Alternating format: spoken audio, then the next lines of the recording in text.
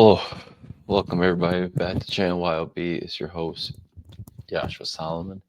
Today I'm doing a review for the film Final Destination Bloodlines. I'm gonna pull up some information real quick. So this movie is directed by Zach Lebowski, and it is also directed by, if it goes, can go back, it's also directed by Adam Adam Steen. Uh, and it stars Tony Todd as William Bloodworth, Breck Basinger, Campbell, Richard Harmon, Eric Campbell, Caitlin Santa as Stephanie Lewis, Theo Briones as Charlie Lewis, Owen Joyner, Bobby Campbell, April Tellick, Aunt Brenda, Gabrielle, Rose, Old Iris, Rhea, Kelsted, Darlene Lewis. And the reason I'm just shouting all these actors because I think everybody is great in it. There's a lot more people in here. But the whole cast is great, honestly. I really don't have to go into further detail here. Everybody, in my opinion, was great.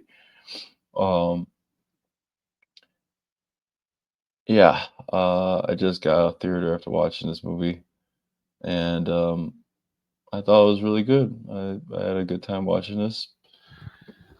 My first immediate thoughts are, um, yeah, very fun.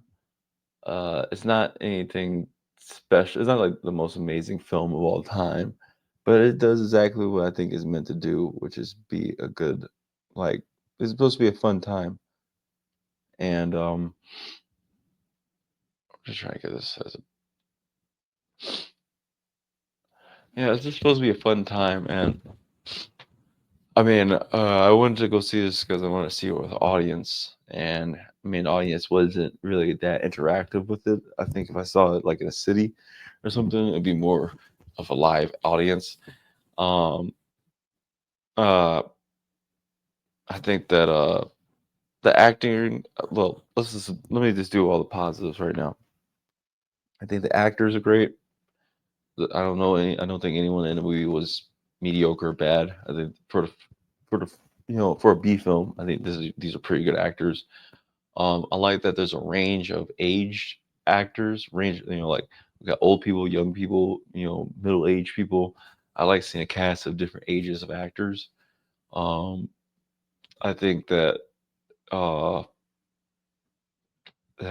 is a good story for. I mean, it's not realistic, but it's written very stylish for the film that it's, for the film that it is. Um, I think the cinematography is good. I don't like some of the CGI, but I do think there's good camera work. Like how the camera's tilted and angle, the lighting's good. Um, yeah, for a B movie, it's filmed pretty good. Honestly, I really enjoy how it's shot. Um, and yeah, I think that it's a it's doing more than it has to, in my opinion. I think it's doing like it's way better than it needs to be. Um, I think Tony Todd paid, he has a small part in it, but he's great. Um, the bad in this film, I would say, is the some of the CGI is a little too. It looks a little clearly CGI. It doesn't really blend in. Some of the kills are done in CGI, which I wish that they could have just used like practical effects. especially after seeing Terrifier and stuff. I'm like, I think, horror films should really go for practical effects to make the violence feel a little bit more real. Because CGI, it doesn't really work sometimes for me. It just kind of looks clearly like CGI. But it's the build up to these kills, honestly, that's very interesting, and it is good subverting of expectations for certain characters, like the one character we saw in the tattoo parlor in the trailer. Um, I don't want to spoil it, but he plays a significant role, and which I thought he wouldn't, and I thought he's honestly one of my favorite characters in it, even though I think everybody in it is good. I think everybody in the movie is good. Um, Even the Iris, young Iris, in the beginning of the movie, I think she was good. Even another thing is I like how the women are written in the movie heroically, and where it's like they're overdoing it, where they're trying to make it like, you know, she's doing these impossible things, just to prove that girl boss power. I think the way it's written makes female characters look, heroic in a way that's realistic, and still making them look feminine, and not like, oh, they have to act masculine to be a hero. It's like, I think it's cool that they make the women still feminine, but still doing heroic things, and yeah, but and there's not a lot of negative with this, honestly. I think it's just like I really had a good time with it.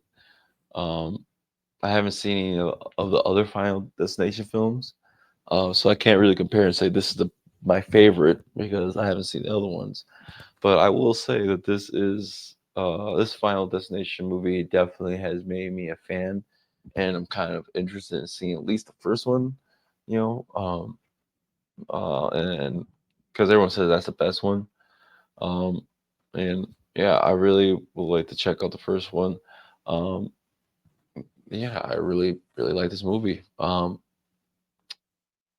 trying to think what else to say.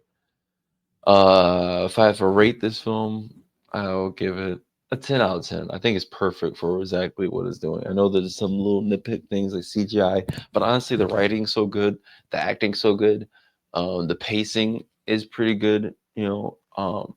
It's not the best, like perfect pacing.